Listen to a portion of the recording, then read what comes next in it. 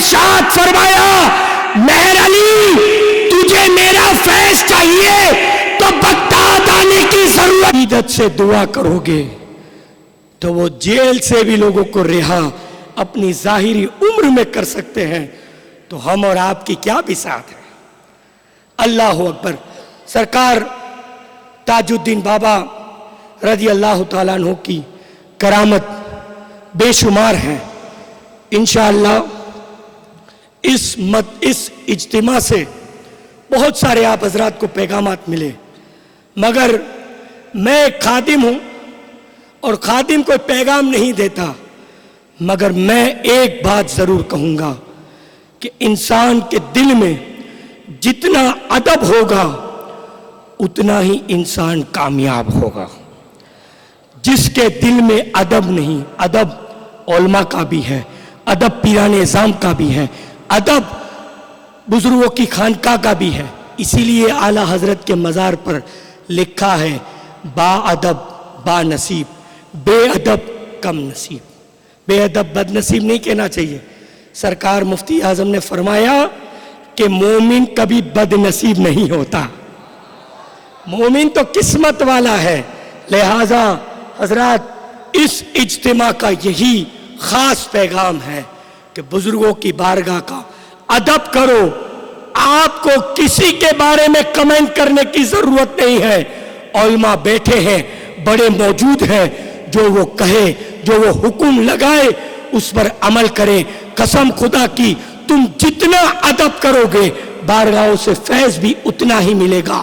اور ہم تو یہی کہتے ہیں کہ چاہے غوث کی بارگاہ ہو، اعلیٰ حضرت کی بارگاہ ہو، مفتی اعظم کی بارگاہ ہو، کسی بھی ولی کی بارگاہ ہو، ہم ادب سے اپنے سر کو جھکا کر یہی کریں گے، حضور مرشد کھڑا رہوں گا، کھڑے ہی رہنے سے کام ہوگا، نگاہ لطف و کرم اٹھے گی تو جھک کے میرا سلام ہوگا۔ آخری بات، کیونکہ مجھے 20 منٹ دیے گئے تھے، میں اپنے ٹاپک کو مکمل اس انداز پہ کروں کہ انسان کو پتہ چلے کہ ہم جو قادری ہیں، ہمارے پیر غوث اعظم نے جو اعلیٰ حضرت کے لیے فرمایا، پیر جماعت علی شاہ کو کہ تم ہند چلے جاؤ، اس کی عظمت میں بتاؤں کہ بے شک اعلیٰ حضرت تو جانشین غوث اعظم ہے، مگر اس غوث اعظم کا منصب اور مقام کیا ہے۔ میں تمہیں کسی رضوی یا کسی قادری کا ریفرنس نہیں دوں گا، میں تمہیں ناگپور سے فلائٹ پکڑوا کے سیدھا دہلی اور دہلی سے سرہند، جہاں مجدد الفسانی کا مزار ہے، مجدد الفسانی کے ملفوظات کی ایک بات بیان کروں اور تمہیں بتاؤں کہ آج ہم قادری ہیں، قادری فقیر ہیں، ہمارے غوث اعظم کی عظمت کیا ہے، ذرا اندازہ لگاؤ۔ اور اس مجدد الفسانی امام ربانی شیخ احمد فاروقی سرہندی کا کوئی ایسا ویسا مقام نہیں ہے۔ خود مجدد صاحب فرماتے ہیں کہ غوثیت کبریٰ کا تاج جو حضرت علی سے منتقل ہوتا ہوا اماموں میں گیا، اور آخری امام حضرت امام حسن عسکری کے بعد جب وہ تاج غوث اعظم کے سر پر سجا اور امام مہدی تک وہ تاج غوث اعظم کے سر پر رہے گا، مجدد الفسانی فرماتے ہیں کہ ہر دور میں غوث اعظم کا کوئی نہ کوئی نائب ہوتا ہے، اس دور میں اللہ نے مجھے ان کا نائب بنایا۔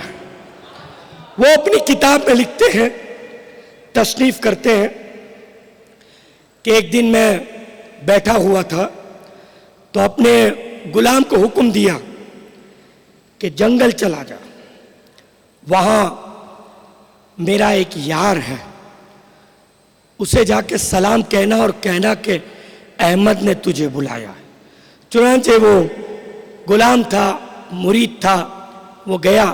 جیسے ہی وہ جنگل میں گیا تو ناگپور والوں جب وہ جنگل پہنچا تو اس نے دیکھا ایک بزرگ بیٹھے ہوئے ہیں جن کے چہرے سے نور نکل رہا ہے. سلام عرض کیا, کہا حضرت احمد نے آپ کو بلایا. چنانچہ پہنچے, دونوں لوگ آئے. سرکار مجدد الفسانی نے جنگل سے آئے بزرگ کا استقبال کیا. بات چیت ہوتی رہی. المختصر کہا حضور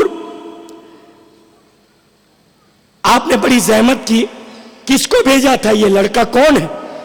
کہا یہ اپنا بچپن میں جو یار تھا جمن, اس کا بیٹا ہے. کہا اچھا, تو جمن کا تو انتقال ہو گیا, یہ میرے ساتھ ہی رہتا ہے. تو جنگل سے آئے بزرگ نے سوال کیا, ذرا احمد بتاؤ کہ اس بچے کو تم نے مرید کیا؟ تو مجدد الفسانی نے کہا ہاں میں نے مرید کر لیا. Mujaddid Alfsani for your kind information Naqshbandi سلسلے کے بزرگ ہیں. ان کے پیر و مرشد خواجہ باقی باللہ ہے, ان کا مزار دہلی میں ہے. تو یہ نقشبندی سلسلہ ہے. تو جنگل سے آئے بزرگ نے پوچھا ذرا احمد بتاؤ کس سلسلے میں مرید کیا؟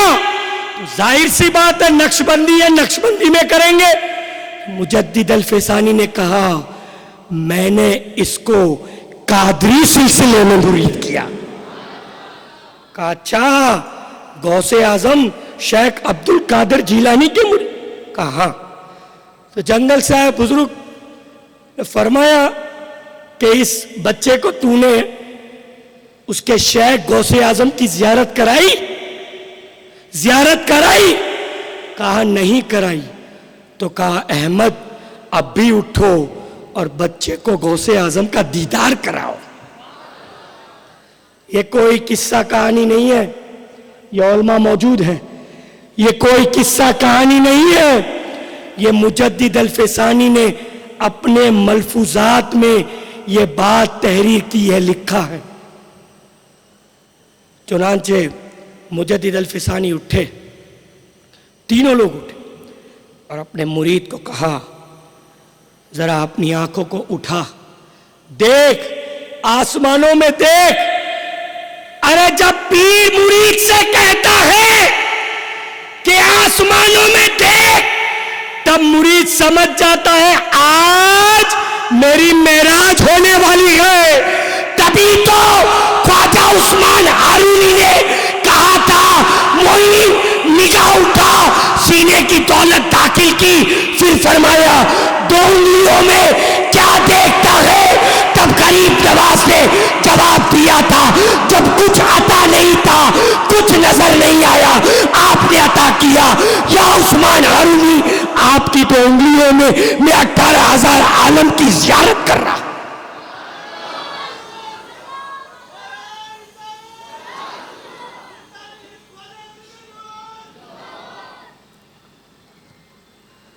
کہا نگاہ اٹھا, اٹھائی. کہا دیکھ وہ تارا. کہا حضور دیکھ رہا, اس میں کیا خصوصیت؟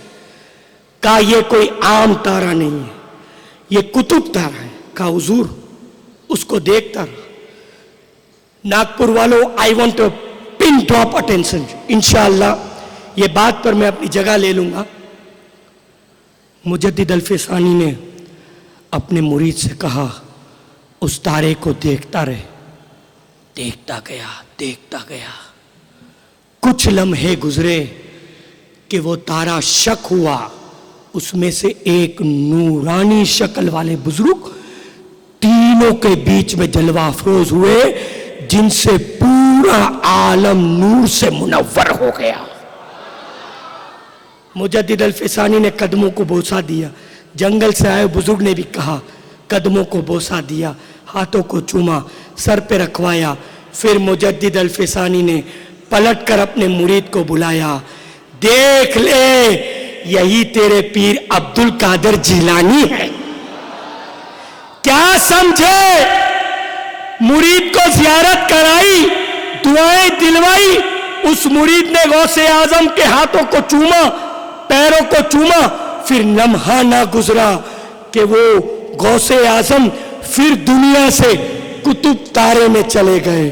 اب ناگپور والوں، آخری بات اس غوث کی عظمت کو سمجھو کہ جو لمحہ نہ گزرے کہ قطب تارے سے دنیا میں آ جائے اور دنیا سے واپس چلا جائے، اسے ہم سنی غوث اعظم کہتے ہیں۔ اور لمحہ نہ گزرے کہ بیت المقدس سے لامکہ چلا جائے اور لامکہ سے بیت المقدس آ جائے، اسے رسول اعظم کہتے ہیں۔